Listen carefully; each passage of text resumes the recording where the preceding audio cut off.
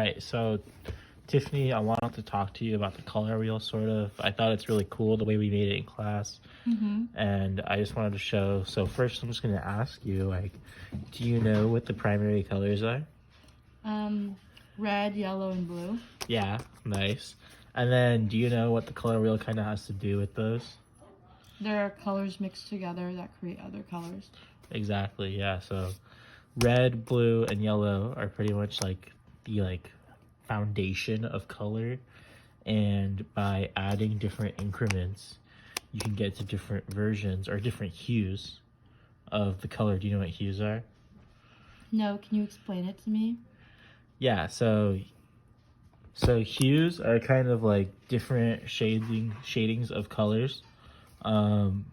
Essentially shading though is also like when you add darkness to a color. So you can see here that like in blue, as you go to red, you could say there's more shading because it gets darker sort of around here. But red, a warmer color, is somewhat, you could say, lighter.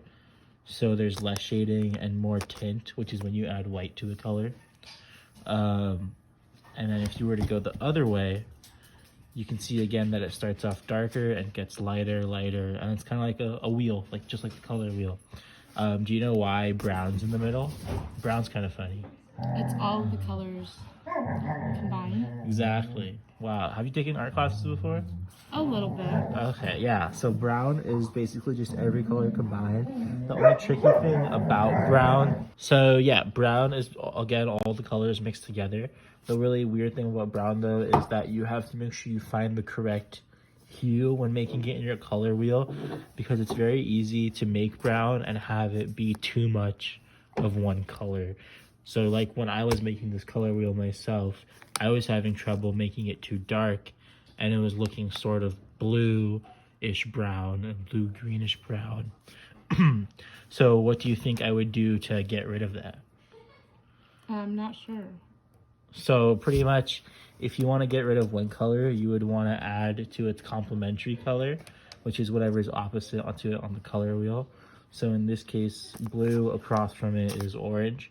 So to get rid of a bluish tint, you'd want to add an orange, sorry, not tint, hue. You'd want to add more orange. And that's pretty much it. Yeah, you know, all the colors are a little different, and you can find like color wheels online to compare, but you also have to note that the coloring can change a little when looking at it on a computer. Any questions? Great, thanks.